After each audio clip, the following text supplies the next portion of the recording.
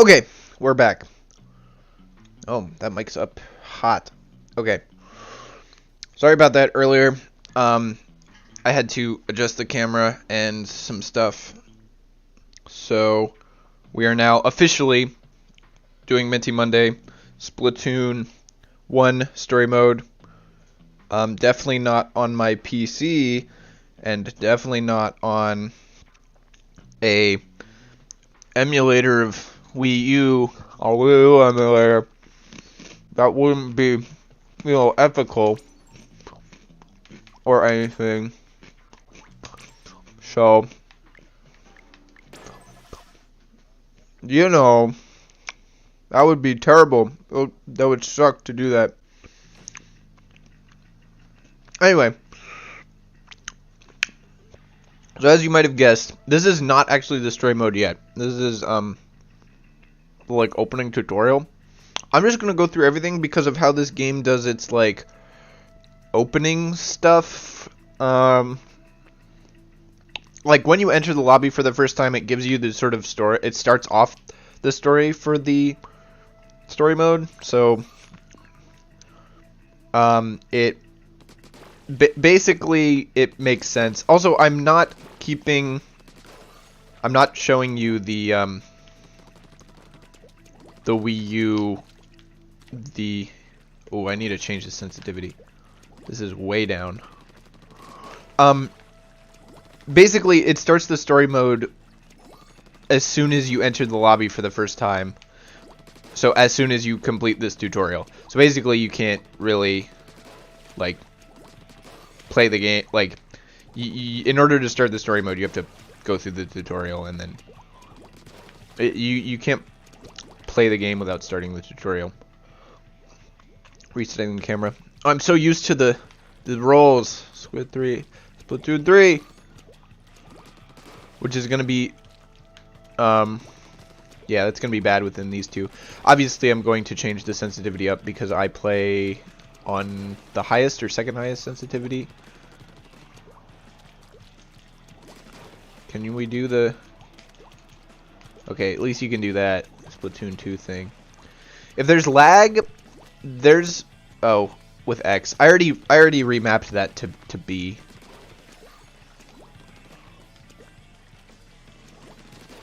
I did that a while ago. I've played the Splatoon 1 story mode before. Because a while ago I got my totally real WiiU and totally real copy of Splatoon 3, not a ROM. And I played through it because I was like, oh well, I'm obviously not really going to be able to play the multiplayer. Because my WiiU it's broken. It doesn't connect to Nintendo servers for some reason. That's kind of crazy. Anyway, I was like, I want to play the story mode. Oh, rape bombs. Even though I can't play the... Obviously, I'm not going to be able to play the... So yeah, X and B are switched. They switched it to B in Splatoon 2, I'm pretty sure. And here we go. Anyway, for this stream, I got my pretzels. I got my water, Nintendo, Splatoon 1 story mode. It's alright. I'm going to be making sure to get all the scrolls because that's something you can reasonably do in Splatoon 1. It's not that hard. I'm going to be playing through every Splatoon single player thing. So like Splatoon 1 story mode, I'm going to do Splatoon story mode this spring. I'm going to do Splatoon Octo expansion.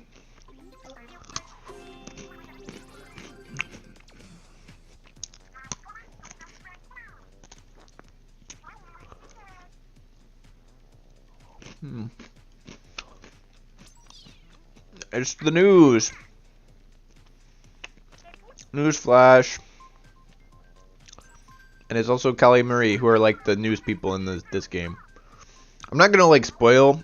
Well, I mean, most people probably know the thing, but so this is what happens. The Great Zapfish.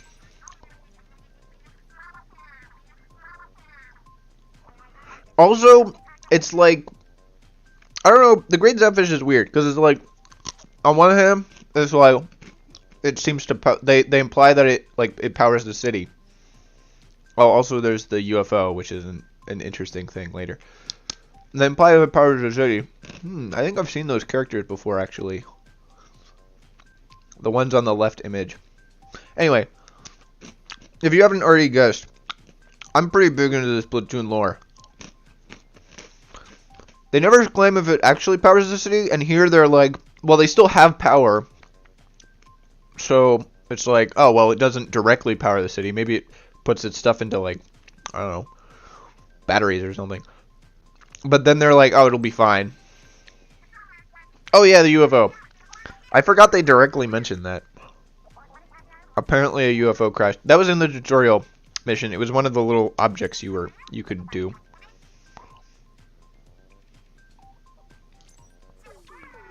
Yep, and that's what they do, and that's what they say. Whoa, so cool. The Splatoon 1 lobby is actually a lot more open than the Splatoon 2 lobby. And also a lot more open than the Splatoon 3 lobby, but the Splatoon 3 lobby is bigger. It's like more, it's bigger, but it's more like packed. Because there's just stuff around. Anyway, they're going to tell you about all this stuff you can do. Most of the stuff I can't do because I can't connect to the internet because,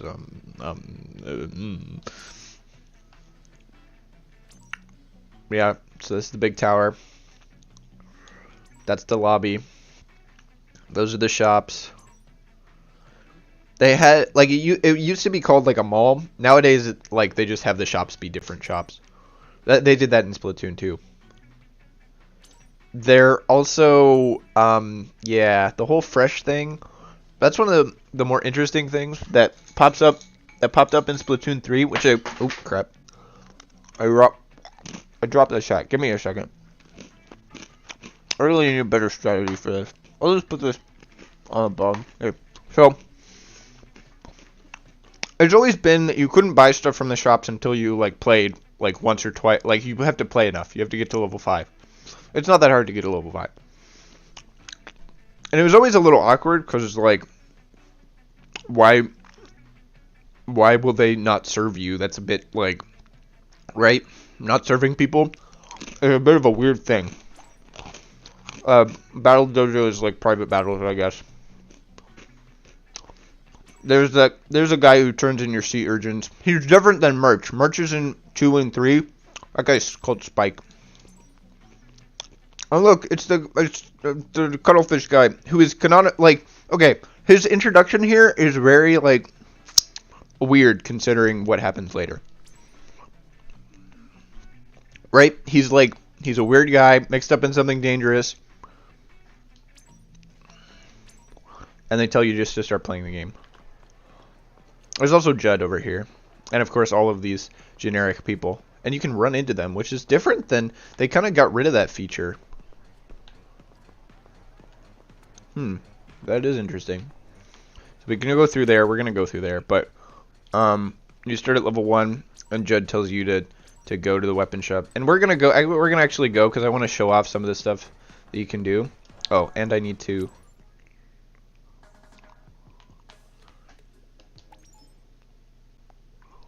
Where can I change my sensitivity? I might need to go to the gamepad, which you guys won't be able to see, but I'll mess with it.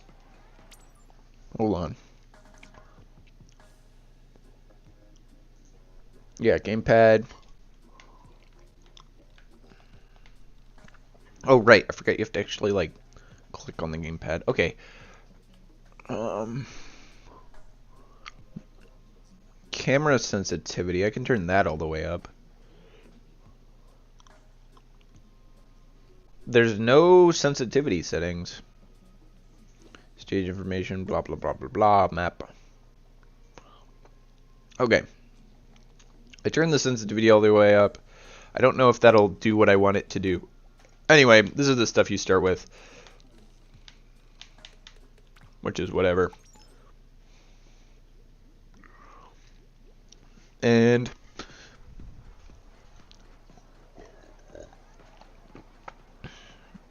as you can see, this is kind of, it's like the most open air of all the lobbies, which I think is weird.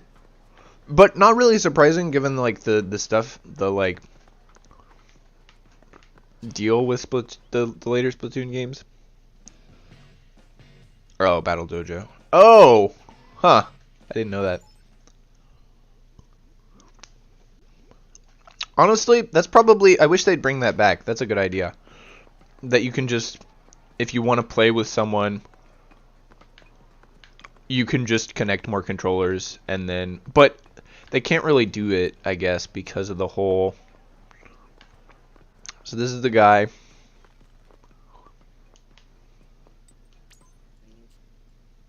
Yeah, so I'm disconnected to the internet, and that won't change. So that's the story mode, which we will go into. The lobby, all the places are just gonna be like, you're not connected to the internet, you can't use this. But the style of the lobby has, well, don't receive, so we're gonna leave.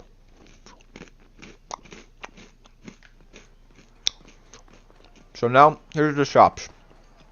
This is the hat shop, I believe. It depends on, so like, yeah, this is a hat shop with Annie. And people really like Annie, even though she's kind of not been in the game. Well, she still exists as a character.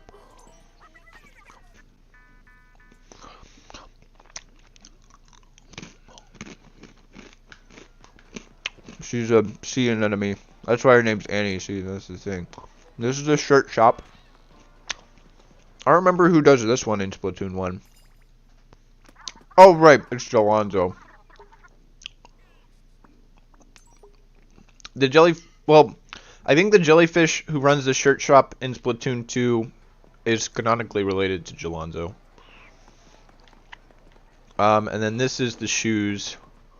I don't remember where the weapons are. Sheldon's definitely here. And Mrs. Krusty Sean, he runs the shoe shop, and then they switch him to the... Yeah. Krusty Sean's weird, because, like, in the first game, he was the shoe guy. In the second one, he's the guy who gives you your drink tickets. He runs the food thing. And then here's the...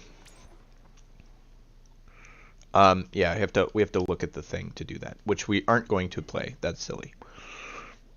It's not even a very, like, it's not even a great game or anything. It's just okay. Oh, it's right here. So this is yeah, this is Sheldon.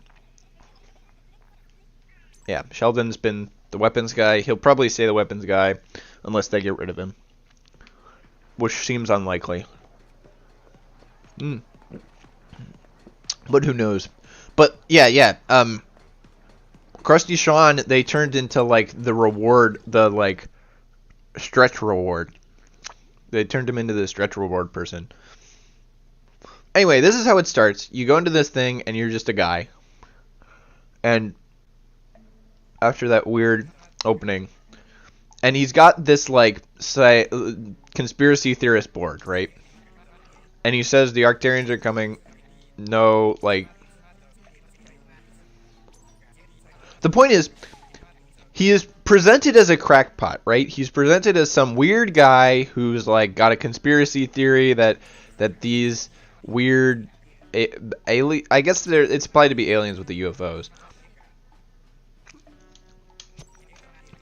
Yeah, nobody believes me. And I just, like, he's clearly implied to be, like, a little bit off of it, and he might not be right. Like, nobody believes me. Right? He's like, oh, they want revenge from the Great Turf War 100 years ago. This is like saying that, I don't know, there's really no good things. It was like being like the British are secretly...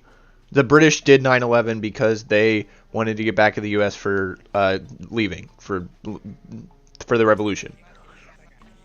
Except for, and we'll go through this, right? Like this, Captain Cuttlefish, especially in this introduction scene, is very clearly represented to be a crazy guy. So with all that in mind, And you get the gear. Which is pretty cool, by the way. And you're also Agent 3, which they do right off the bat. They're like, oh yeah, there's 2 other agents.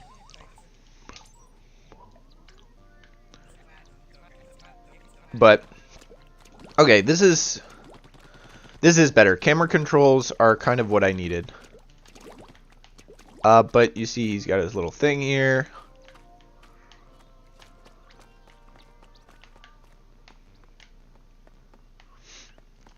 And then you can get tips from him. He just gives you tips. But, so, after spending a lot of time presenting him as, like, someone who doesn't know what's up, who's kind of off of it, kind of crazy, he might be just, like, he's a conspiracy theorist, you get into the game, and it's just like, yeah, he's just completely right. Like, there's no, oh yeah, he's crazy, but he doesn't really understand. He's just right. He's right. Well, he's mostly right. At least in the first game, he's pretty much entirely right. The Octarians, they want revenge for the Great Turf War. They stole the thing. They're still around. It's very weird, to say the least.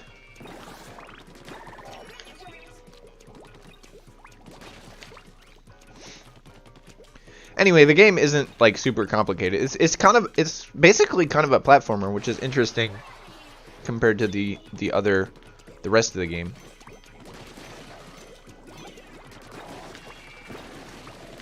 Oi.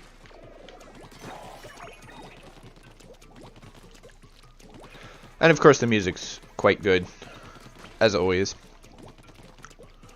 Like, Cuttlefish is right, he's intentionally, they didn't have to do that. They didn't have to present him as like a crazy guy. He's intentionally presented as a crazy guy, and then also clearly like vindicated right off the bat. It's very weird. It's a very weird like design decision in my opinion. Like story, but I feel like they were kind of just like spitballing. They were just like, whatever. It could be a translation thing, you know? Like, it could be like, oh, right.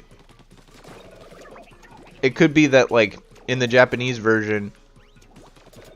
Oh! I forgot about that. In this one, you can't break their shields. Their shields are invincible. In Splatoon 2... So, Splatoon 2 story mode is kind of like the upgraded version of this one. It's pretty similar. It's got a lot of the same stuff. It's got some new stuff, but it's got a lot of the same stuff. And one of the things they add is the ability to break those shields if you hit them enough. They still have a lot of health. So it's like, you still want to kind of like... You still basically want to go around.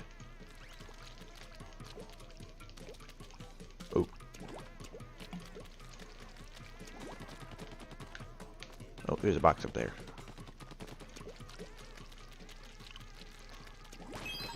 I got the scroll. Alright. That's good. We don't need to worry about it for this level. The scrolls are easy to get, and they give you more lore, and I want to talk about it, so I'm going to get all of them. When I play Octo Expansion and Splatoon 3 Story Mode, I will not be getting every bit of lore because it's a lot more time. I mean, maybe I will if... I don't know. Octo Expansion, probably not, no matter what.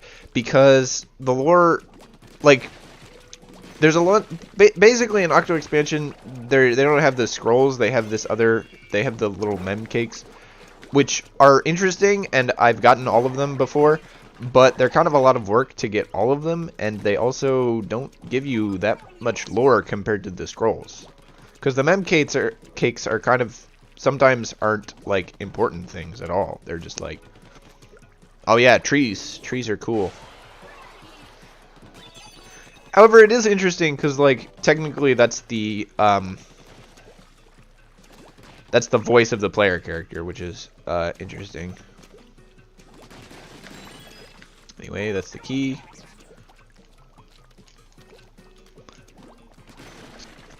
The good thing, there's a couple of things they changed between Splatoon 1 and Splatoon 2 story mode, and I think most of the changes were beneficial. So Splatoon 2 story mode is definitely better than Splatoon 1 story mode. Anyway, the goal of each level, if you haven't guessed it, is to rescue these kind of small zapfish, which are like the same species. They look like light bulbs, of course, but they're like the same species as the great zapfish, but they're different. I don't know. They're not great. Maybe they're just like, I don't know. Oh, right. Oh, it's 100 years old. Which is interesting, because that puts it in the timeline as being born, like, at the time of that Great War. Anyway, this is what it looks like. It's very cool. We will be getting all the scrolls, as I mentioned, because it's easy to do, right? Like, every scroll, there are no scrolls that you have to go back and find. You can always get it on the first try if you know where it is. So, like, some of the scrolls aren't that interesting. Like, that one just tells you a bit of lore that you could have already guessed. That's just implied. It switches it from... I guess I skipped out on that. But, those guys just run at you and try to kill you. They blow up. Like, that one was just like, oh, yep, the zapfish are important because they power everything. Ooh. Which, I mean, like, that was implied, right? That the zapfish power everything, and that's why they need it. But it also provides, like, an interesting, like, oh, well, how much of their society is powered by the zapfish? Because obviously you still get the news even when the zapfish... They ran out, like. Oh, and the roller. I forgot about those guys. Those guys don't show back up in Splatoon 2, and they kind of show back up in Splatoon 3, but in a different form. They become disco roller guys. So these guys, they roll at you. So you have to shoot them back, and eventually, once you shoot them enough, if they go in your ink, basically, then you can shoot them and kill them. In Splatoon... Oh, and the squeegees. These come back in Splatoon 2. But I don't think they're as powerful. But, like, they turn into the disco guys, which spit out the bubblers little thing. They basically act as bubblers for the... in Splatoon 3. Which is an interesting sort of change. They're not very difficult enemies in Splatoon 1. I don't really know why they got rid of them. It doesn't, like, it doesn't seem that there's this particular reason they got rid of them. Because, like, they're not super, like, hard to deal with or, like, unfun to deal with or anything. Like, there was this other thing that they got rid of. There's this whole type of level that's only in Splatoon 1. It's like a mini boss level, kind of, is the best way to describe it. I guess, like, so for the most part, most of the levels are like this. They're like platforming plus shooting, platform shooter. But there's a few levels that are slightly different. For example, like, there's always a level where you basically fight a bunch of AI enemies as if it was like a turf war, right? Like, you use one of the normal maps, and you I think they do a lot of damage if they hit you, those bubbler guys. But you go on a regular map and you fight a bunch of AI enemies. So, like, that's a level that shows up in Splatoon 1 and in Splatoon 2 and Octo Expansion. I don't remember if it shows up in Octo Expansion. You still fight the AI enemies in Octo Expansion and, like, in Splatoon 3, but they're not like, they're not the same. What's up here?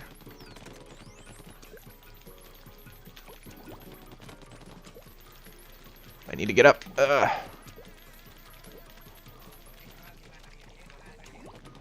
I need to pop all these balloons. Oi! Ah. That's the only problem. Sometimes you can fall off.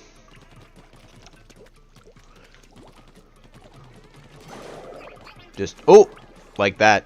See, okay, now we're in a bit of trouble. I will not lie.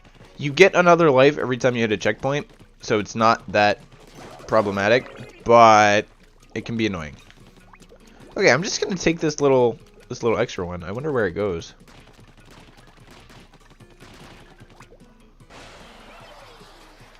Oh! Oh, right. Okay. See, I think I've done that before. Anyway, you can shoot. This is a big cannon, which they have everywhere.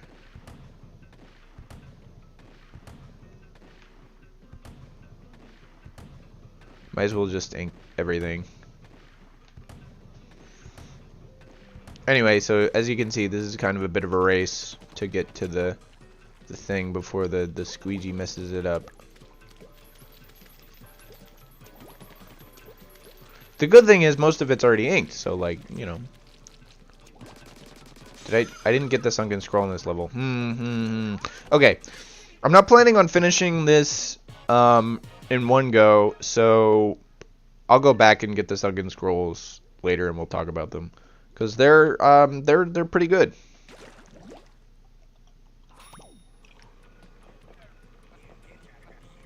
The other thing that they have in Splatoon 1 and 2 that they got rid of is the whole the levels are invisible. You can't see them unless you get up real close, like so you can kind of see it, right? Like it's kind of like a little bit of a fuzzy thing on the screen. It's hard to see, right? Like it's pretty much invisible, and then you have to shoot them to open them. You still have to shoot them to open them in Splatoon 3, but it's like you can see them. They're obvious. I never really got why it kind of makes the lobby areas a bit more interesting to have them, right? To have the levels, you have to find them. That's kind of a gameplay thing, but in actuality, it just kind of makes it annoying. Like it doesn't really make it that much more interesting.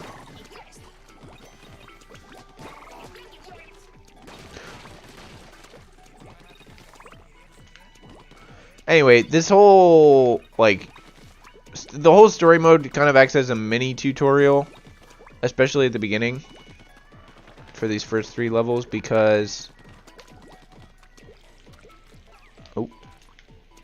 Oh. I just have to... interesting.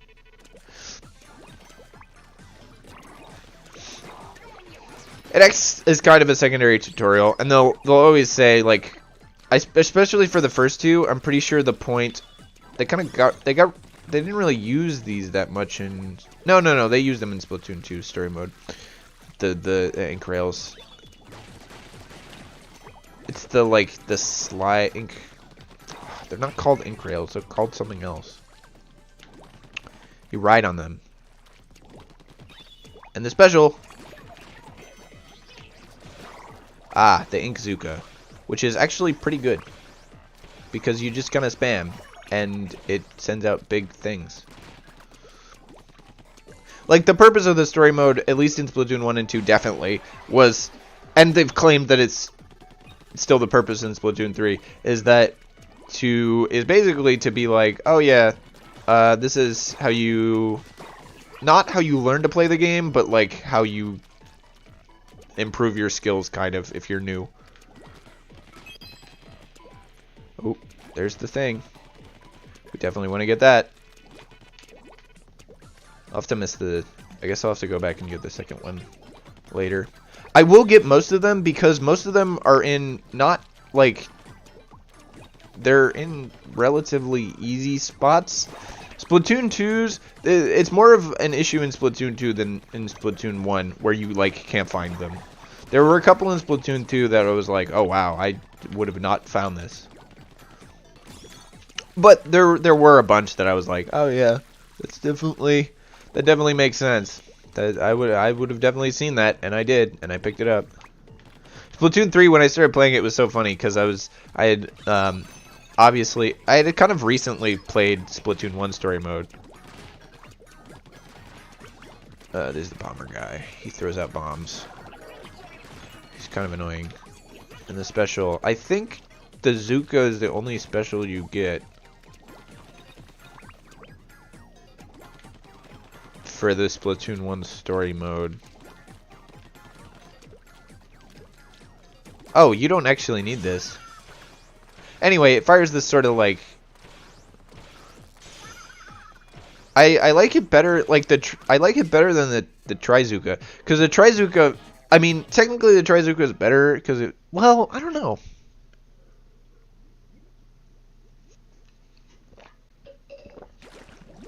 I also don't know if the Inkzuka was like really good in Splatoon 1 and like meta or not. Yes, okay. So, Octarian assault vessel vehicle, but it doesn't have an engine. How does it move? It's frightening clear that the source of Octarian power lies outside the realm of established science. Yeah, that is not really accurate at all. Like, the game kind of is like, oh yeah, the Octarians are super technologically advanced, kind of, but they're kind of like not super technologically advanced compared to the Inklings. They're just differently technologically advanced. They just have different technology, and that's something that's like they really pressed upon in Splatoon Octo Expansion, I think, or really Splatoon 2, when it was like there was a lot of talk like in Splatoon 2 overall, not in the exact story mode, but more so in the like some of the extra stuff, like the idle stalking and Octo Expansion. They talk a lot about oh yeah, this is the first boss. They talk a lot about the floating platforms thing and how that's like an Octarian thing. The Inklings can't do that, but the Octarians can. It's floating platforms. Anyway, this is the Octo Stamp. Is that what it's called? He shows back up in Splatoon 2. Spoilers, I guess. And all the Splatoon 2 bosses show up in Splatoon 2 Octo Expansion. And this guy, the boss doesn't show back up in Splatoon 3, but he kind of does. His sort of deal shows up. He shows up as a well, the machine shows up, I guess. Cuz like so all the Octarian bosses are kind of like semi personified, but in actuality it seems like they're pretty lore wise, they're pretty much like, yeah, they're just machines. With the exception of that one samurai guy. But his deal is that he's using a machine, right? Like he's using the big samurai sword and tricycle for some reason. That's in Splatoon 2. Oh, ouch. He moved at the last minute. That was weird.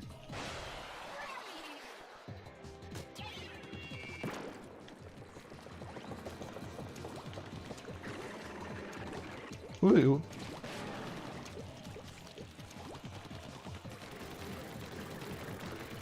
Okay. We inked the sides. We can get him whenever he next.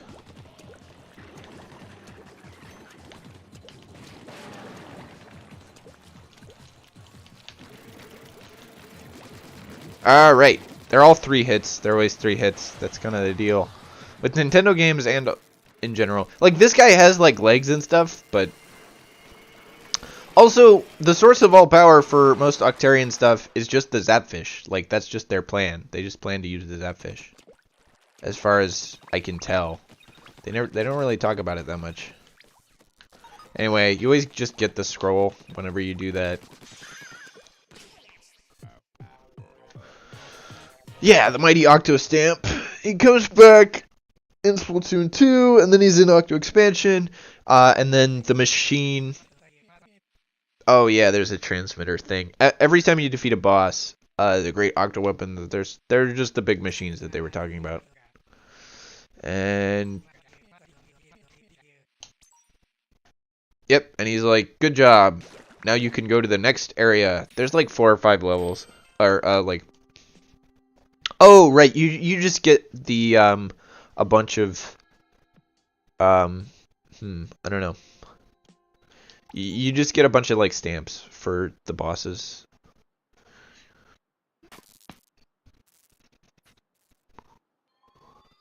Then you beat the plug, and then the the gate explodes, which I don't really know why that happens. But different thing from Splatoon 2, they actually kind of have all the areas already loaded into the game when you start. Anyway, we could kind of run around here, but I'm just going to go for the first... I don't remember what the order is. There's one level down here, so we'll just do that one. I'm not going to specifically do these in order because it's kind of annoying, right? Like, it's not that interesting a gameplay mechanic. It's not really that cool to be like, oh yeah, you have to find all of them. Sponge! Sponges are cool. Very cool. Wait, is there a... No, there's not. See, that's the deal. You gotta be looking. Constantly looking for the little things. Off the side. Sponges are a really good thing, and I don't know why they added the little...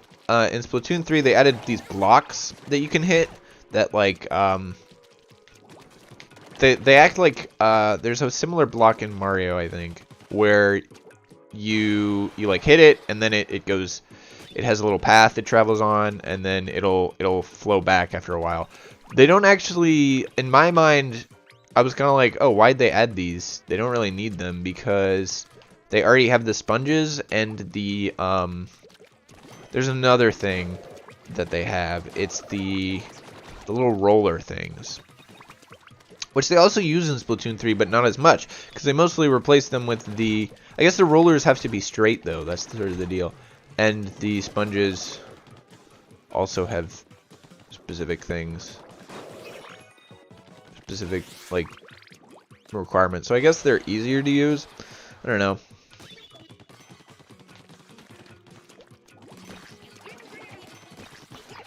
Anyway.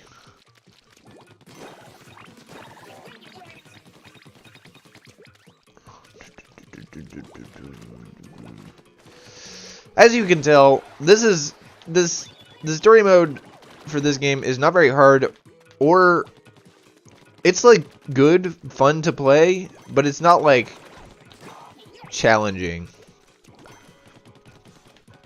It's fun to play in the same way that, oh yeah, see, that part's fun, because their ink specifically drops it down. Makes it, yeah, so you have to be careful not to, if they shoot you and it hits your sponge, and then you fall off and die, they've still got you.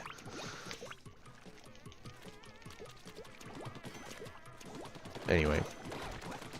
And, oh, right. There's a similar part in one of the Splatoon 2 sponge levels where you get this big thing and then you have to shoot the guys. Oh, I'm missing. Okay, got him.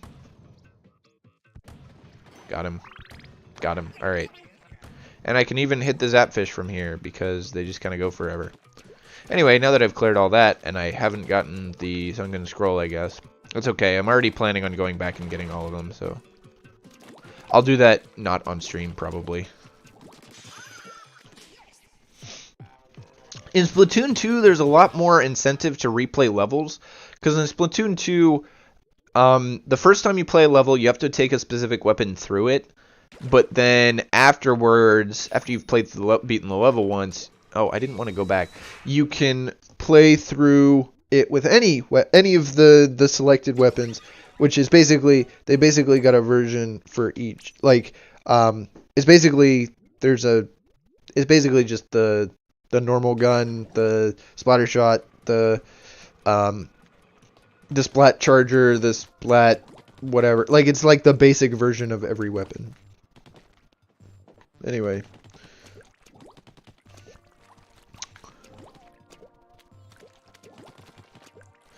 Exploring the little, like, world lobby areas is not that bad, but it's not great either. Like, it's kind of like, if you're having fun playing already and you're not really like pressed about, oh yeah, gushers, like if you're not really pressed about getting to the next level and finishing the game,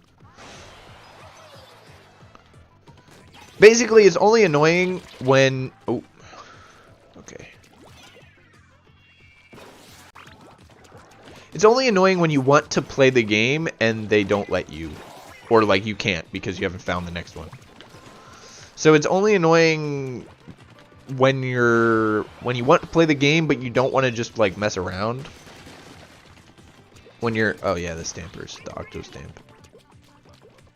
These guys show back up and everything, too. Most of these enemies... Like, there's only a few enemies that don't get reused. Ooh. Oop. Ah, right. Okay, so the problem with the Gusher is, like...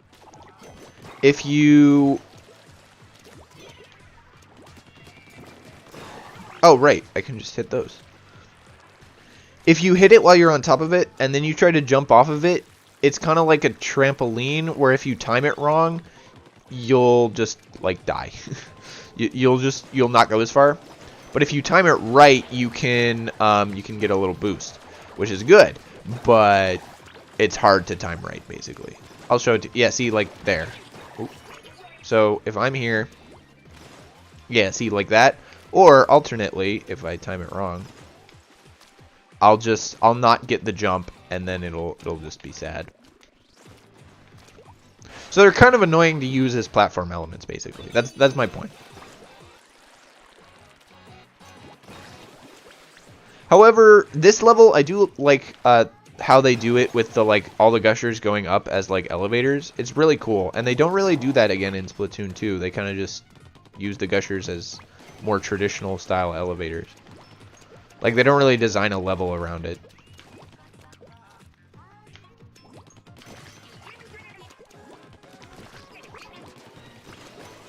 Cause, like, this is kind of cool. But I guess the problem is, like, there's not much to do once you've done it. But this whole area kind of looks like Camp Triggerfish, which is pretty interesting.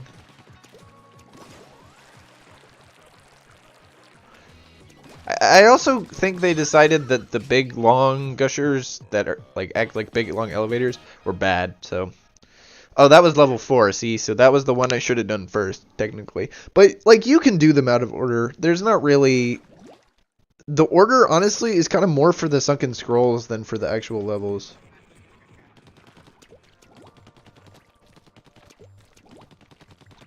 In this first area, it's not too hard to find all the levels. Once you get up to, like, the 4th and 5th worlds, the 5th world's the last world, it becomes kind of more annoying. And that's really, like, only the only correct way to describe it. It's just more annoying. Like, it just gets harder to find all of them. Ah, okay, so I want to show off one of these levels, because they're kind of cool. So this is one of the, like, you're in the game. So this is obviously what's this one called? I don't remember. Anyway, this map is one of the like whatchamacallit maps, like normal turf war play the game maps. And so you're fighting against AI opponents that are like players. So that's kind of the deal. There's also checkpoints though. They really improve on this in Splatoon 2, because in Splatoon 2 I don't remember. In Splatoon 1, I don't remember what exactly the point is. You're kind of just going. Oh, right. The Zapfish is on the other side of the map, so you have to go through. And they lock off some of the levels so that you can't, like, traverse them normally. So that you have to go their way. And you just follow this trail of power eggs. In Splatoon 2, they do it a lot better, because they basically do a, like, collection level where you go through and you have to collect. They split the Zapfish into eight parts or something like that, or it might be 10 parts. But so you have to go through and get all the parts of the Zapfish, and every time you get a part, it saves, and that's your save. So that's kind of like, I like that a lot better. And some of the elements of this level are I'm actually gonna look for the sunken scroll, because it's really easy. Like, in one of these levels, it's like a freebie, because some of the other levels, once you go a certain path, you won't be able to, like, get it again, right? Like you want to be able to go back. But in this, that's okay.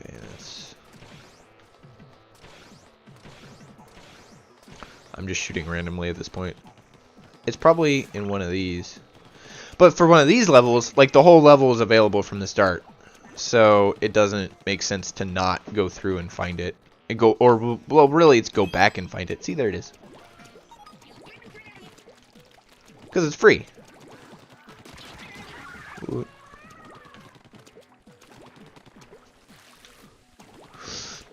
These ink rails are also new because obviously, so this is the spawn of the enemy in the actual game. So they had to make a way for you to get up to it in this one. Like, Kelp Dome. Is it called the Kelp Dome? Might be. Might be called the Kelp Dome. Woo, baby.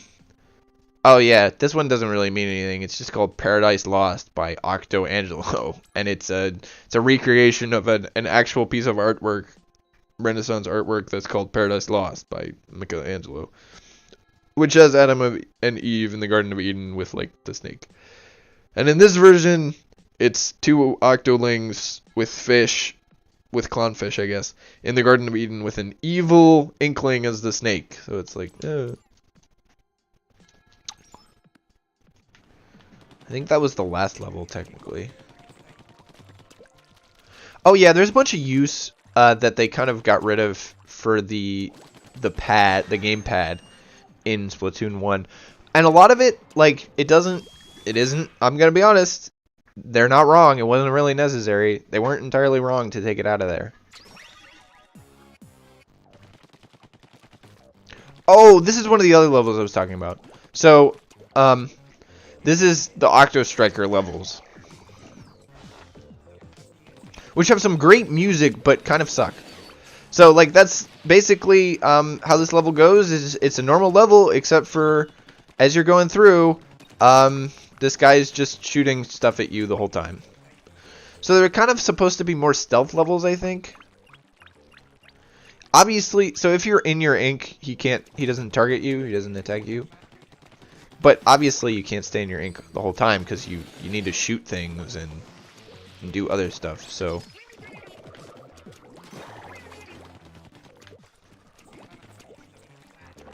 in this first level, it's not too bad because the time between shots is a bit long. Like, see, so that's pretty long. And he only fires one at, like, each time. So it's not that bad. But later levels, because this is a specific type of level. Like, this level shows up again, this type of level. And later, they get kind of bad. Like, it just gets less fun the more difficulty is raised for these levels. So they're not really that great.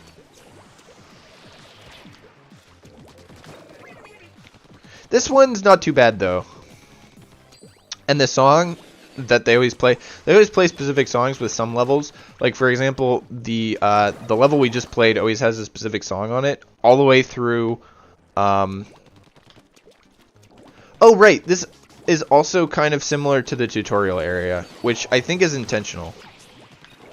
Which is actually kind of cool. I wish they did that more, but they didn't do it in Splatoon 1, or they didn't do it in Splatoon 3. Or 2? They might have had a level that was like the tutorial area in Splatoon 2. But also, some of the lore for this one has been changed a little bit. I think originally it was intended that the basically that the Octarians are kind of like in the city, and this is like behind the city kind of deal. Like, this is still in the city is kind of the intent. And they changed that recently. Oh, they also are always, there's always a mini boss fight at the end where he comes out and then he shoots stuff at you.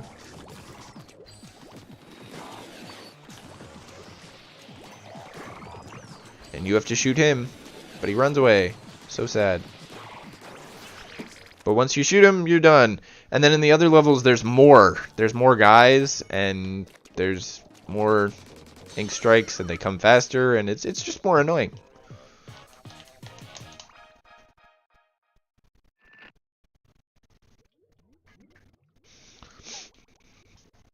So that's one of the that's the level type they basically got rid of in Splatoon 2. They didn't keep that, and they got rid of it, and they don't like, that's not in any of the other levels. That enemy, the Ink Striker, is not in any of the other levels. They basically decided just to go with enemies that are kind of based off of specials instead of enemies that just have specials, which makes sense because the enemies that just have specials are just normal enemies but more difficult to deal with. Like, instead they made like the Octobowler and stuff like that, and oh yeah, and the umbrellas. These are also a new thing. Propeller lift, technically. They're umbrellas.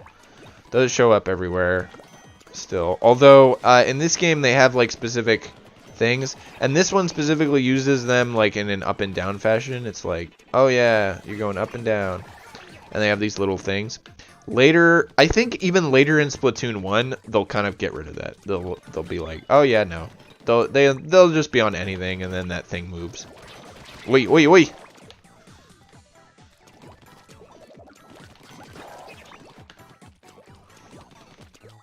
Yeah, the Octarians aren't great at finding out where you are. They kind of just give up. Ooh. So they have more sections like that. That's more common later on.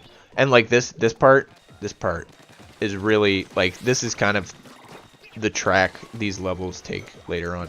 Or I say levels, this isn't really a specific type of level, it's more a general type. Because in the end, a lot of different levels end up using these kind of things. They do try to keep it consistent though, where like a level has like a thing that it does. And it stays with that thing. So like this level is obviously the like propeller level, so.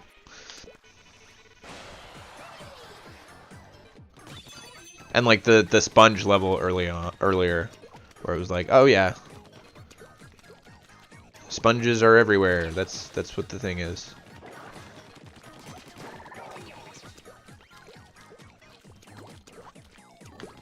So there's a handful of levels that are just kind of like that. They're like, oh yeah, this level has a specific mechanic.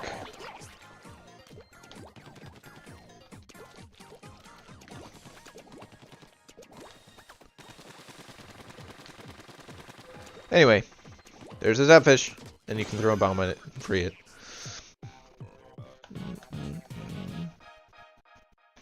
Propeller Lift Playground. Also, all the levels have two names for the most part, which is a bit weird.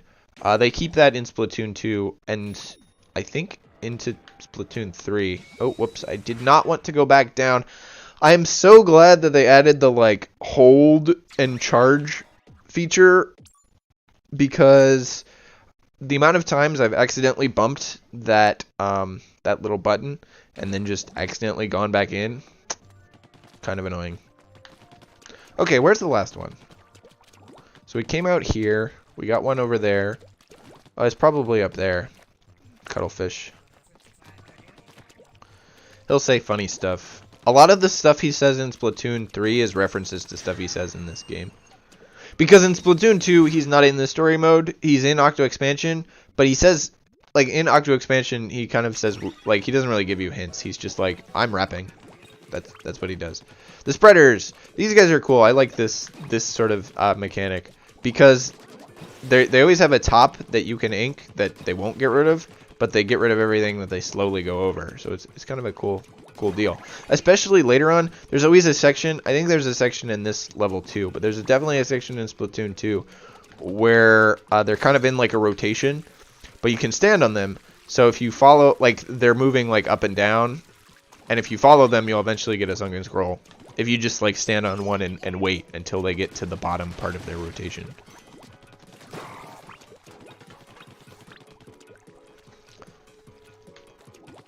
Oh, I guess. Oh, no, okay. I can go on this one. After I finish this level, I think I'm going to take a quick break to get more water and stuff.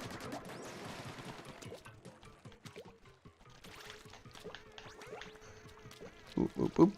Okay. Because after this level is the second boss fight.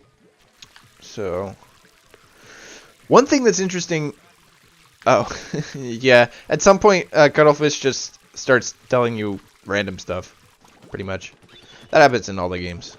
Well, except for Splatoon. They've actually kind of gotten rid of that. Almost. A little bit. They haven't entirely gotten rid of it. But they've definitely phased that out compared to Splatoon 2 and Splatoon 3. At least in my mind. Ah, yes. See, here's a section that's like that. Kind of. Kind of, but not entirely.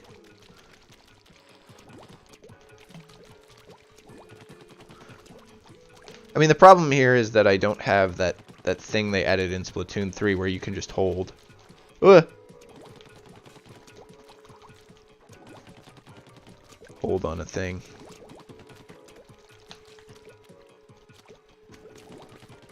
Why is this so difficult? Okay, got there. Anyway, you always want to check the corners, you know, because you gotta find that sunken scroll.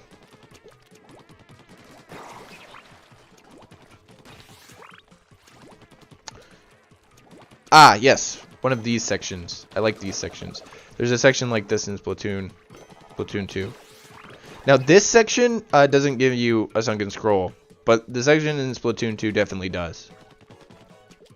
It's kind of a fun thing. They go around.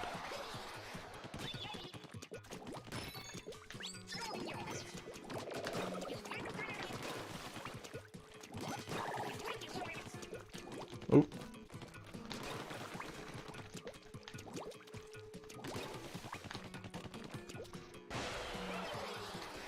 Oh boy.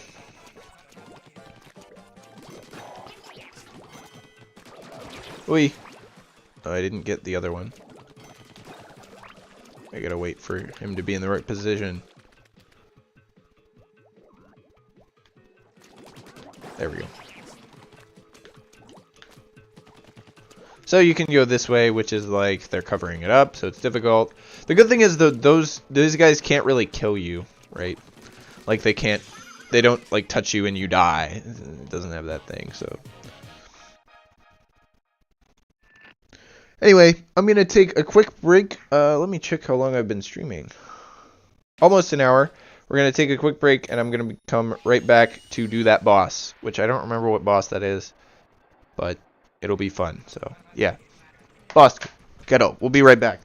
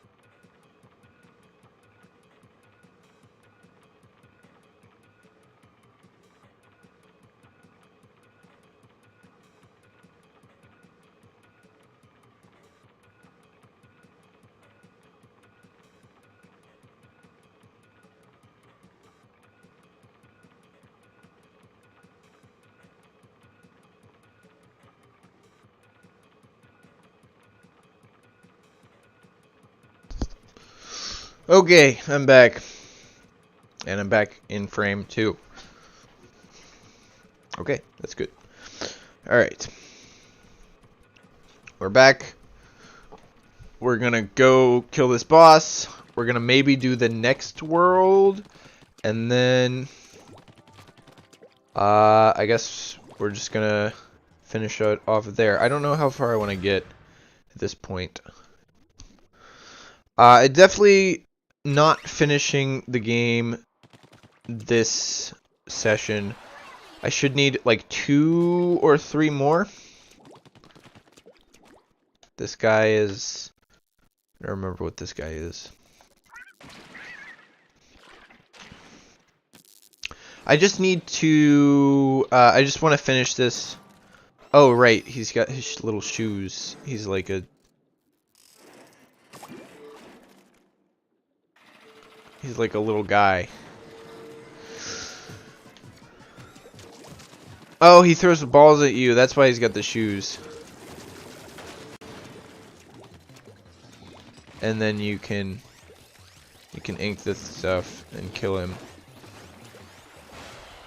See, that little like ink water was something they added. They had in Splatoon 1 that they basically don't use anymore. Pretty much, I don't think it's in Splatoon 2 at all. And although it was kind of in Splatoon 3 in that one section. See, so now I gotta find the other one. So that's kind of how this boss goes.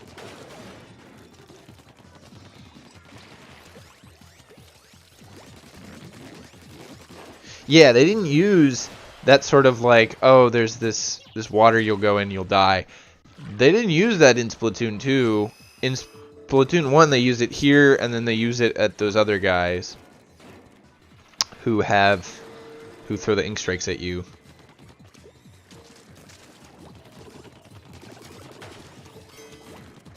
And then in Splatoon 3, oop. See, I fell in. In Splatoon 3, they use it for that one boss. The shark boss.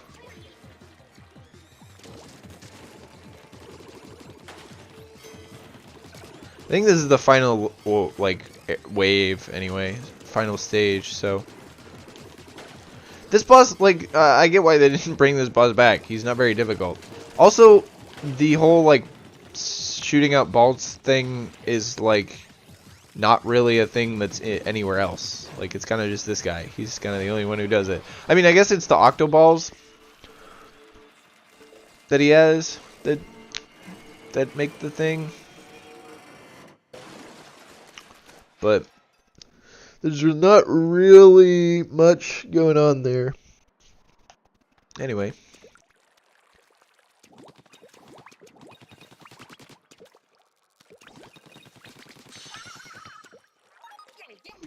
Boop. The dreaded Octo Nozzle. That's what his name is. Octo Nozzle. Well, he sure had a nozzle. There was a nose. Oh yeah. Scritchy scratch. Gargled fish. There's actually the radio transmissions in Splatoon 2 that happen after you kill a boss are a lot more interesting than the ones in Splatoon 1. I wasn't really expecting that. But it kind of makes sense, because they're... Oh, right, anti-octopus weapon blueprints. So these are all, like, gun blueprints, I think.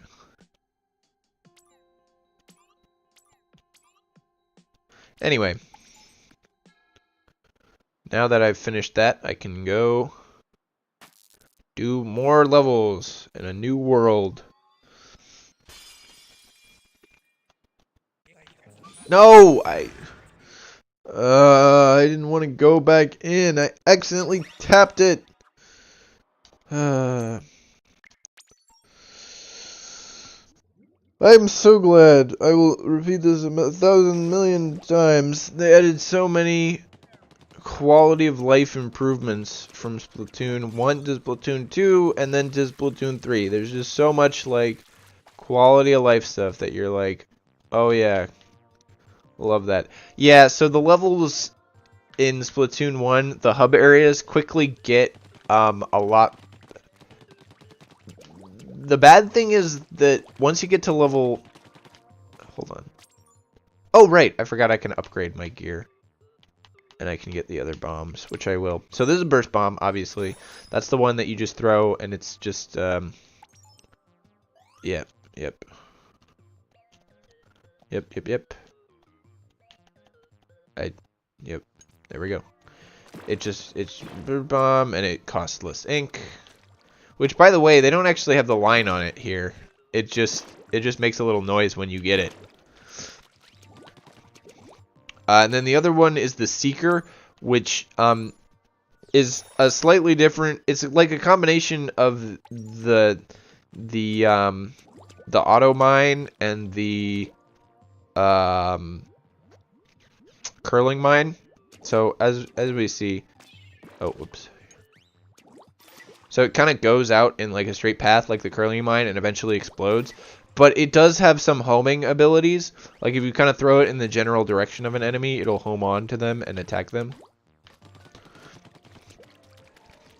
So like the thing with these levels is like you can always find where one is. Like you can always find one or two. Like it's pretty obvious, right?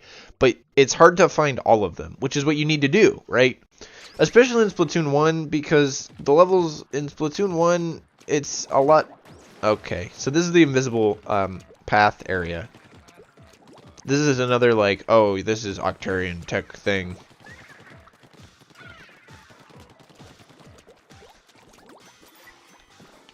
I want to show off the bombs.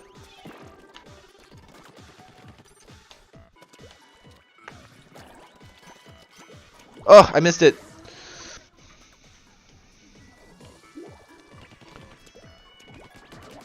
In Splatoon 2, all of the different worlds kind of have a very different, like, distinct theme, pretty much. Like, it's pretty obvious which ones are which. Especially the final world is very clearly like, oh yeah, this is the final world. Oh, what? How did I miss it again? It didn't jump. No. Okay, I can't mess up now. That would be so embarrassing. I need to stop talking and get on the grind. See, that's the only problem with... Once you start using bombs, you quickly run out of ink. And I say quickly. There we go. I've defeated the Pit of Doom. In Splatoon 2, they're also kind of easier to find in Splatoon 2. I won't lie. It's kind of like... In Splatoon 2, it's kind of like, oh yeah, to find all of them, it's not that difficult. They're kind of better laid out. In Splatoon 1, especially in Splatoon 1, the worlds kind of all look the same once you get up to World 3. Like, World 1 is like... I say World 1. In Splatoon 1 also doesn't have the same world structure that Splatoon 2 has. Splatoon 2 has like, oh yeah, this is World 1, this is World 2. I say world, they're not technically worlds. They're like areas. Like Splatoon 2 is like, oh yeah, this is Area 1, this is Area 2, all the way to 5. Splatoon 2 is like, here's Area 1 with 3 levels in it. And then here's Area 2, which is a bit different. And then here's Area 3. How am I supposed to get over this? Ah, right. There's a hole. Okay. That you have to find. Of course, naturally. Oh, okay. I want to show off. Here.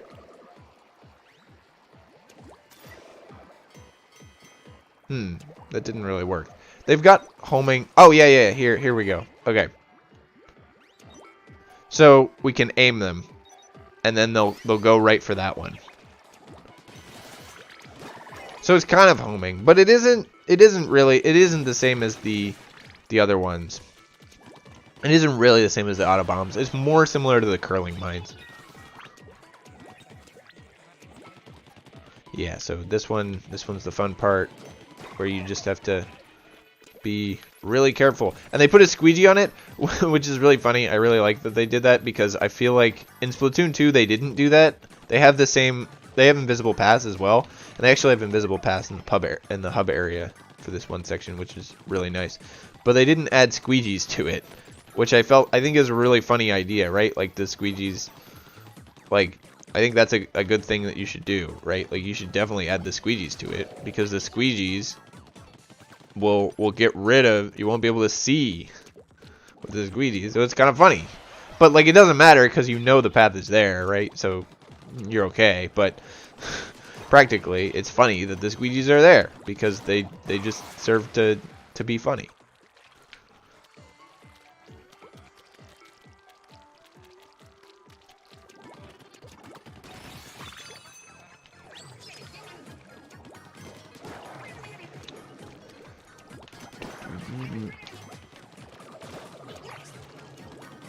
Oh, that was I had to jump there, and I didn't realize it.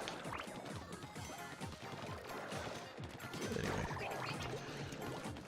So the invisible paths, they're kind of fun, because, like, they're kind of fake danger, right? Like, you're not actually...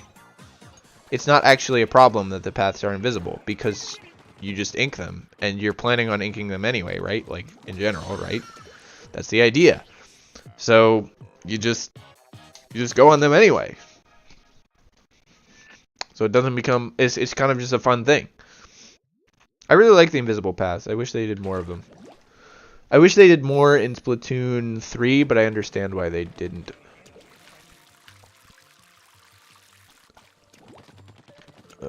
This area starts the complex, random running around of the next few worlds. See? Okay, so this is how you get up to the top.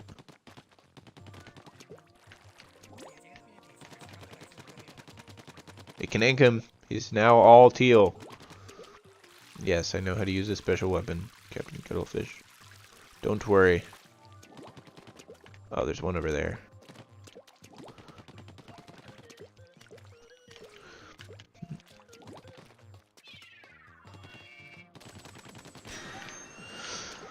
Okay, this is the next, like, Octoling fighting level.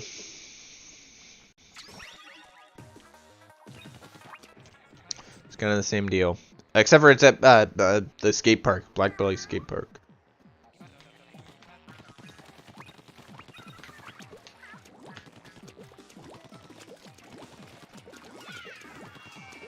Got him. Hey. Yeah, they can do anything you can. That's basically the idea of these levels. Like, you're fighting enemies that are the same as you. Except for not really, because you have a shield, right? Like, you can get hit once, and then and still be okay. And they can't. They're just done. So it's not entirely accurate. I guess if you played it without any shields. But the game is designed to be played with shield. It's kind of difficult to beat them all if you don't have a shield. Which makes sense, right? Because, like, if it's trying to replicate a normal game, right? In a normal game, it would be difficult to wipe the enemy team without a shield. Without dying once. Okay, you can get over here quickly. I want to find the sunken scroll, because once I find the sunken scroll, I can just follow this random path. Oh, this is the final checkpoint, I guess. You get a special.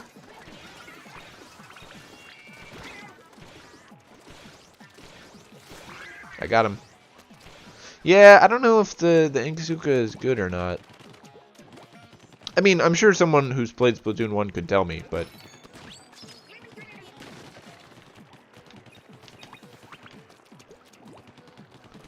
I don't know. Because, like, it's certainly usable. It's a lot better than the Trizuka, in my opinion. I mean, the Trizuka actually is, like, good, but the problem with the Trizuka is it's so hard to, like, aim. Because they gave it the roller aiming reticle for some reason. I don't know why they did that. Because it honestly, it makes more sense to give it the roller aiming reticle if it did what the normal Splatzuka did. Which is, like, throw out these, like, little things that go... It's probably here. Yep, here we go. Like if it did what this Bazooka does, where it kind of like has a big bomb at the top, but then stays on the ground, like stays connected, sends out like a pillar that's connected to the ground, then it would almost make more sense to have the roller reticle on it, because then it's always connected to the ground. That's kind of the deal. But it's not. It's just a bomb, right? Like, I don't know. So it's so hard to hit.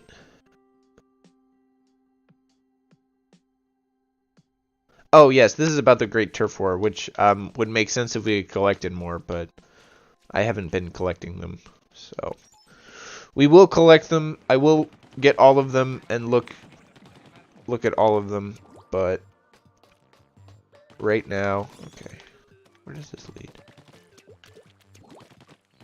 Right now, I just want to play the game because I'm kind of on a time limit here. If I don't finish by the end of winter break, that might be a problem. I might need to figure out. I might need to do like an emergency stream to finish this, because my totally real Wii U is not in. I can't take it to school. So, and flutters are funny. I really like that they added. What did they add? Flutters are kind of interesting because you can kind of like juke them out pretty easily. They kind of act like this big, like, oh, we're gonna get you, but in actuality, it's not that hard to juke them if you know what you're doing. Now, I mean, it is annoying if it's coming right to you, and they do kind of like make the game harder, pretty much. They're a good mechanic. There's a funny level in Splatoon 2 where they've put a bunch of flutters on an island. It's just an island full of flutters.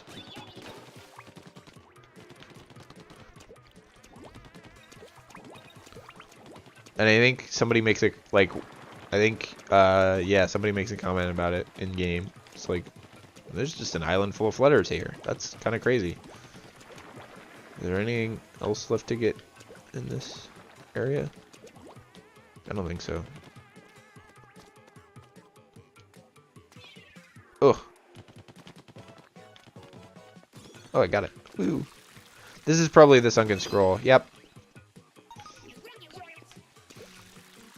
Once you really start looking for the sunken scrolls, they're not that hard to get. I mean, they're not like, I wouldn't call them easy to get by any stretch, but they're not that hard.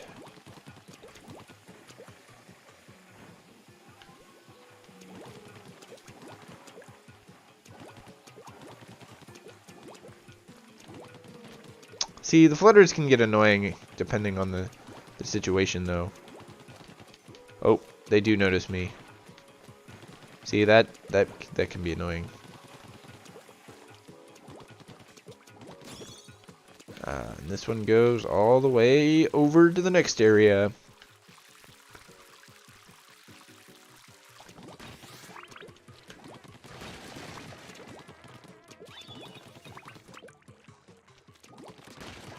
Oop. Oh, by the way, there's I never explicitly mentioned this, but some of the Octarian guys are like machine guns, and some of them are just normal. They just shoot normally. It doesn't really matter. It's just kind of like an elite versus normal sort of thing, but it's not that difficult. Key.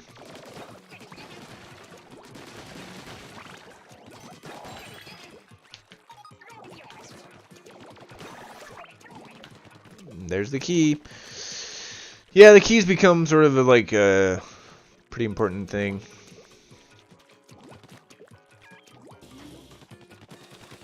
Another thing which I'm not really using is your the gamepad for Splatoon 1 story mode gives you kind of a lot of information.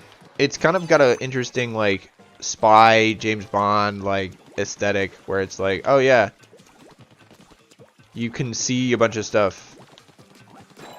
Oh, there's the key. I didn't even know I needed a key. Sometimes that'll happen if you're just running around the game. But it gives you a lot of information, and I think it's funny that like Splatoon 2 doesn't have that at all. Like it tells you where objectives are and like where enemies are. Like you have a little mini map, It's kind of interesting. But Splatoon 2 didn't have any of that. They didn't like you don't really need it to play the game. I think it helps a little bit, but you don't need it to play the game. And then Splatoon 3 actually I think thought it was I thought it was Splatoon 3 was interesting because Splatoon 3 did the whole once you upgrade far enough you get like the sense thing and then you can target things. I thought that was cool because I think it's supposed to be the same like ability. Anyway, this is talking about the Great War. That's what a lot of the Splatoon 1 Sunken Scrolls are about. There's 27 levels, so we're actually like kind of almost halfway through, which is good. Because that's kind of where I want to be at this point.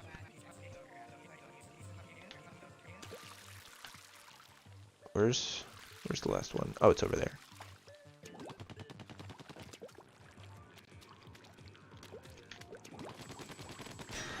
I still need 3 more actually, so there's still a lot more of this level. I haven't even been on the ground level. All the levels, all the worlds end up being like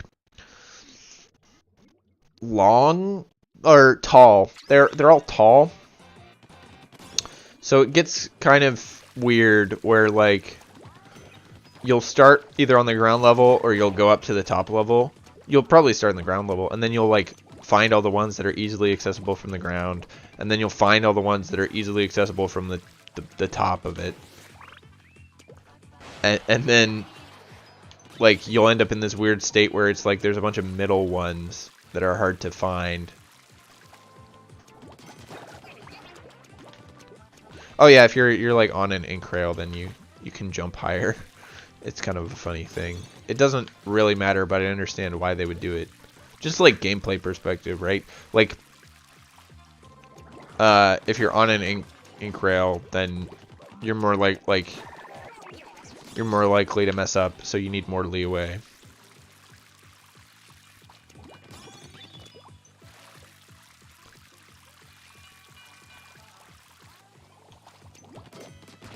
Although I think they actually decreased it in Splatoon 2 and Splatoon 3. So the ink rails are a lot more annoying. Although they're not as annoying as you'd think. I don't know. Splatoon 3, the problem I have with Splatoon 3's ink rails is that one section in the final like challenge extra level where basically you have a bunch of ink rails like this, but they're not up and down. They're forward, or no, they are like that actually. And you have to avoid. You basically have to not go too far, because if you go too far, you'll miss it. And then they have a bunch of ink rails that are just like normal, like you just go as far as you can, and you're good. Okay, I got the specials. There's 2.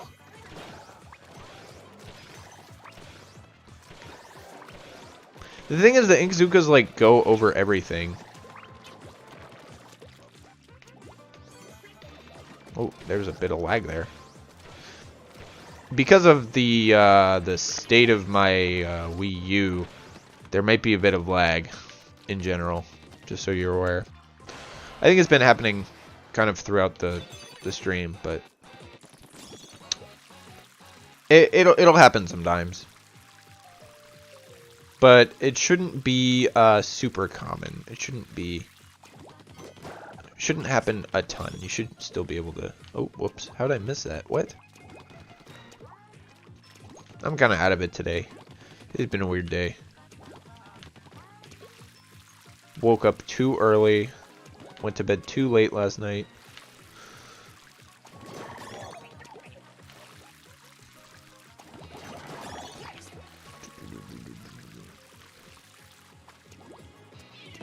WiiU.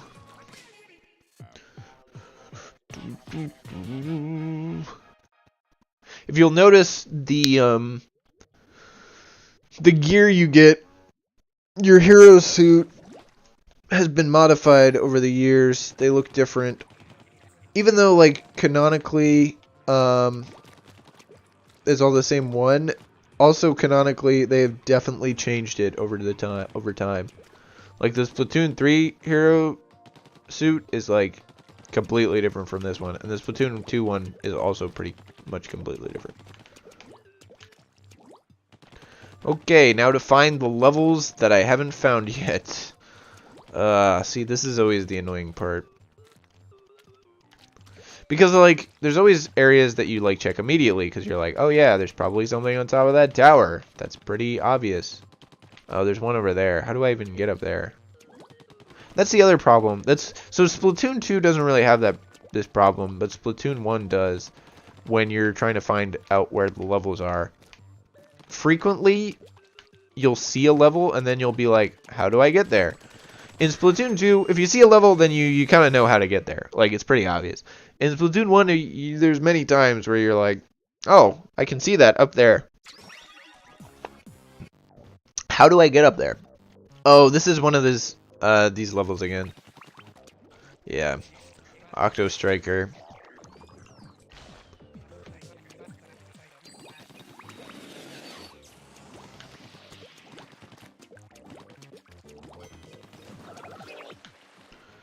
Okay. These ones are also technically like pretty easy to get the sunken scrolls on because they're also the same deal. Like you, ah, come on! I couldn't even see it because it was on the pipe. Like there's no jump spots. Like there's no squid jump spots, so you can always go back.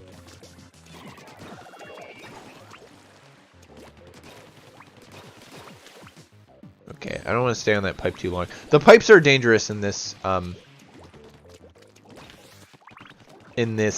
these types of levels because they can make it difficult to tell when you're being targeted.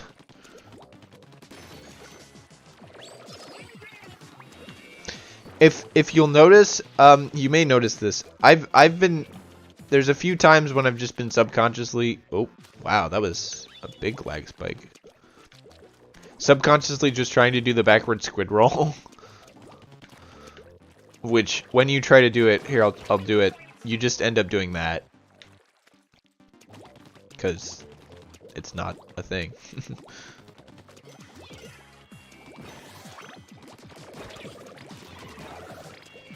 Ooh, that was, whoa, whoa.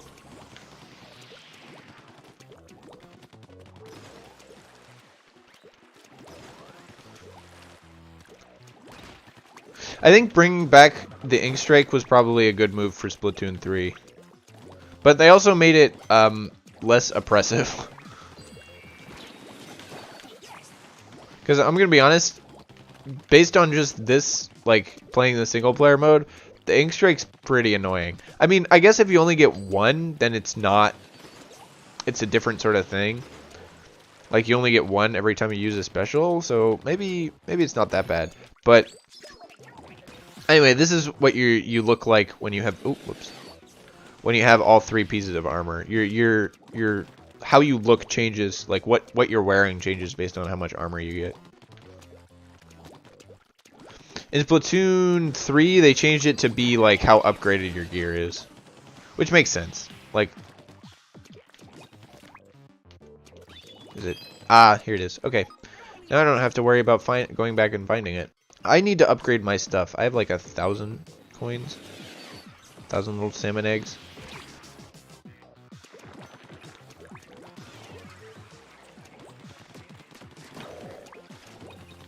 Yeah, that's the other thing that is in this game that isn't really, like, mentioned upon again, is the fact that in Splatoon 1, the Octolings are, like, oh, bubbler, are, like, explicitly, like, UFO based. Like, that's a specific thing that they do. And then in Splatoon 2, they kind of, like, they had kind of something that was like that, but in actuality, it was more like, okay, I don't remember what the bubbler does. I think it's only in this one level in the story mode. So, I'm just going to use it. Oh, it's like, it just gives you a shield, I think. I think it's just like, yeah, I think it just gives you a shield. I got him. Nice. Nice. See, that level isn't as bad too. There's basically the first two aren't that bad, and then like the fourth and the fifth one suck. And I think the third one's okay too. It's the last few that are annoying. Yeah, so this is the legendary Squidbeak Splatoon.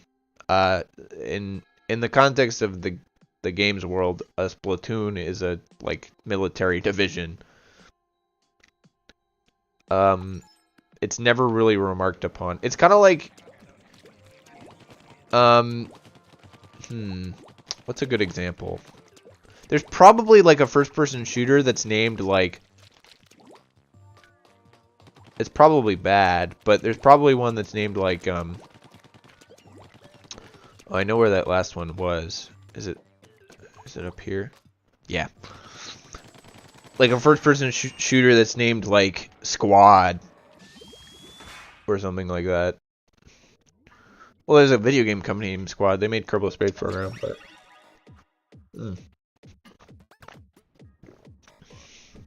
this is some of the moving platforms levels. There's always a few of those. These are one of the more common levels because I think they're the easiest to like make different. Like they're the easiest ones that have variety. Like compared to all the other levels, because like if you make it based off of a specific mechanic, then it's generally gonna be That's the other thing. In Splatoon 2, the enemies can actually run away from your bombs and avoid getting hit by them. In Splatoon 1, if you throw a bomb at an enemy, it's probably gonna kill them. Ooh.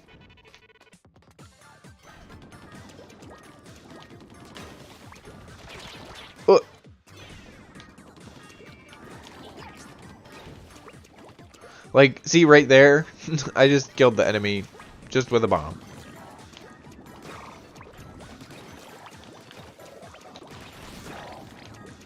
Ooh.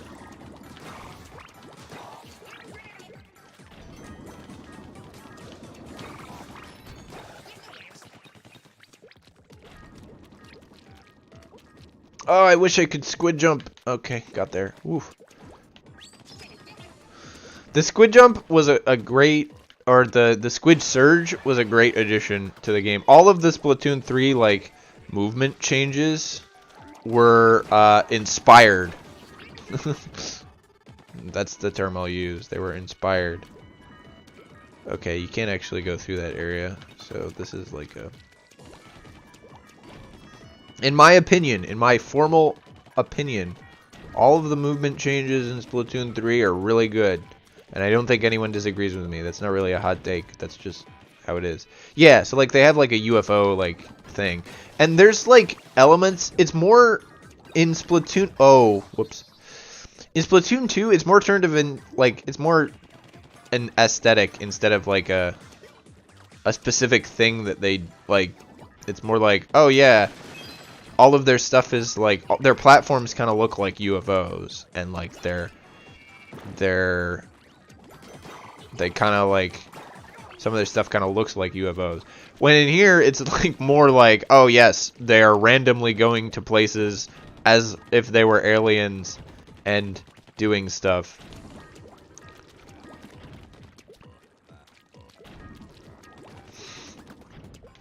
Which is like kind of different, right? Like there's a difference between UFOs as like, oh yeah, they're cool looking and we design our enemies to look like they do UFO stuff, and also just, oh whoops, I didn't mean to do that.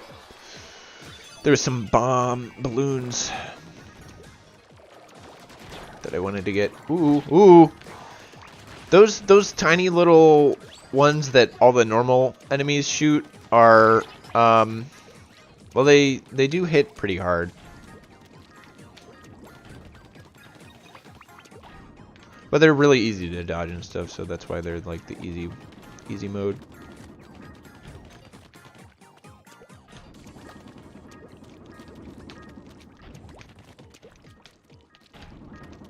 Whee. Oh, see, once I'm up here. See, this level is not very hard, but like, what is this? What the heck is going on here? I think the answer is that the Zapfish is powering their TVs or something. I don't know. It's in Splatoon 2 they reveal that the Octarians are running out of, like, they don't have power, so they kind of need the thing. Oh yeah, so the sort of story that they tell of the Great Turf War is kind of funny, because it starts with, like, the Octarians won because the Inklings couldn't wake up early enough in the morning to defend themselves. Which is an interesting way of saying that they surprise attacked them while they were sleeping. Then they're like, oh yeah, they were winning because they had these really good boss weapons.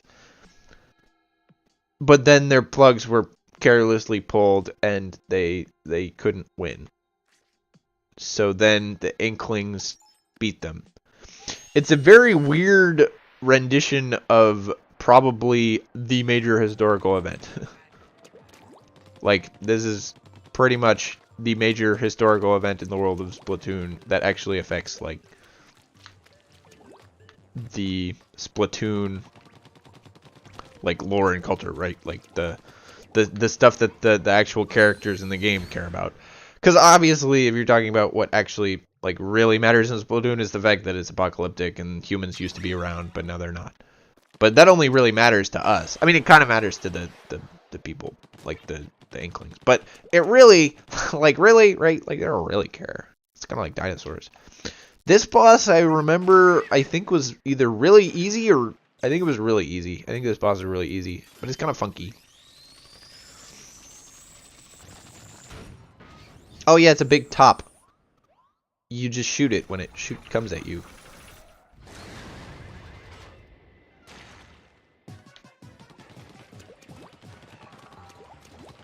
Yeah, it just kind of runs around and eventually it rolls at you, I guess.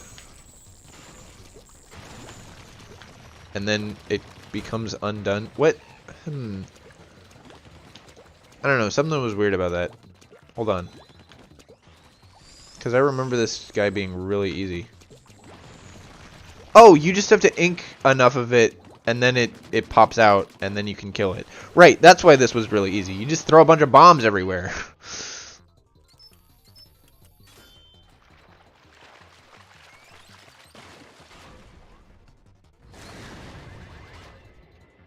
Like, you don't even have to actually, like, shoot it.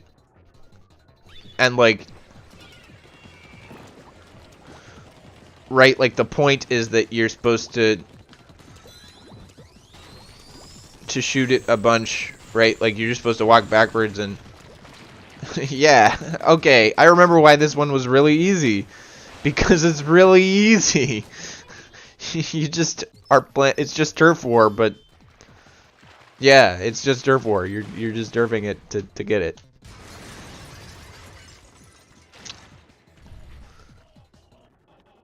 Oh, right. This part was actually kind of difficult because you can't ink these areas. So it actually becomes kind of a thing. You actually have to kind of try here. Oh, but not really, because... Oh! He got out. Boy. That's kind of crazy. I wonder if he'll have any other attacks other than just running at you. Nope, it's just that one, so just ink everything and you'll be okay. And there we go. Easy.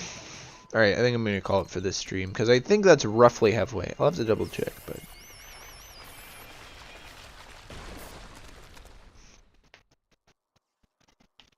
Yeah, baby.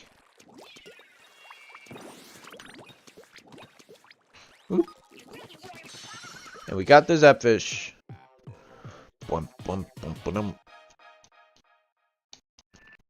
Yeah, so all that gear, there's a bunch of amiibo gear that looks like the hero mode gear.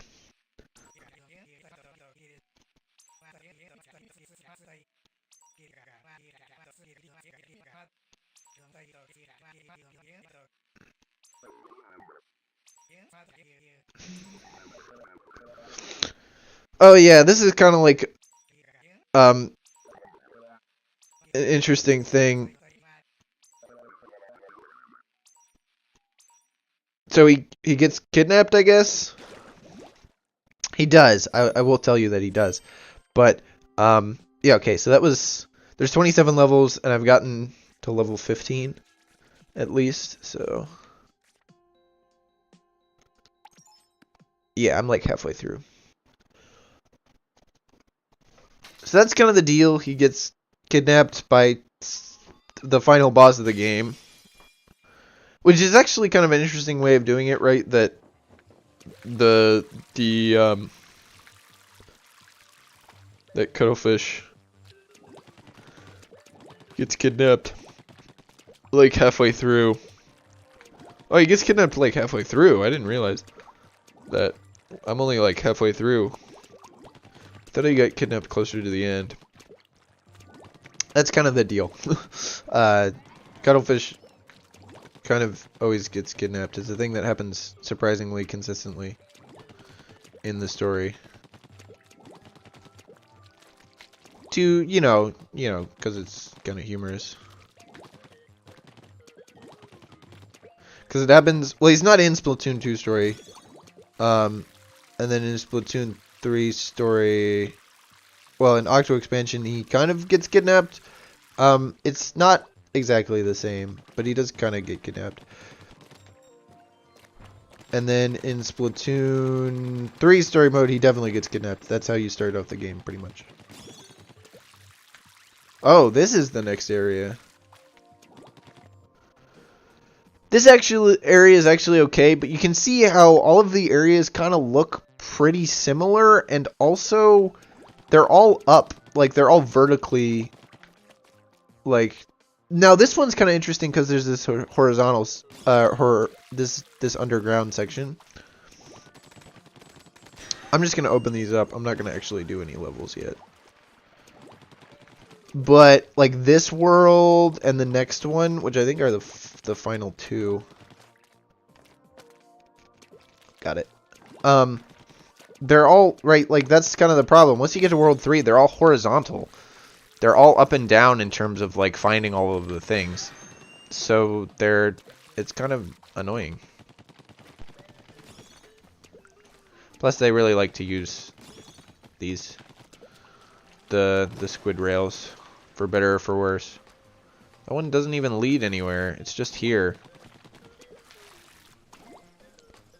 This one actually leads somewhere, I presume. But ultimately just leads back to the other area. And I'm sure there's something up there, but it's over here.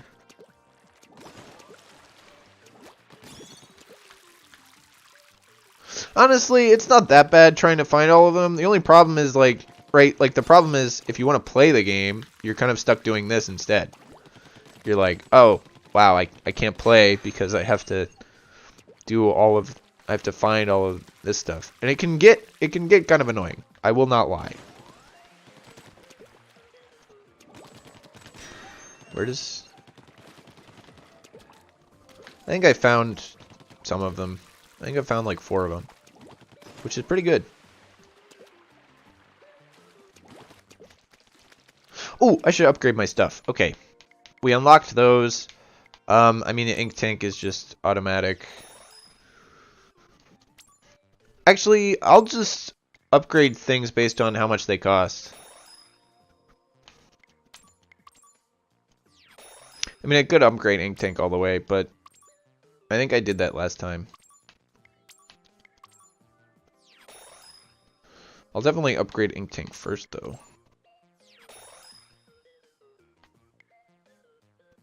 And splat bombs. The upgrade system in this game, as you can tell, is not as it's not super innovative or anything. It's just like, oh yeah, you get better stuff.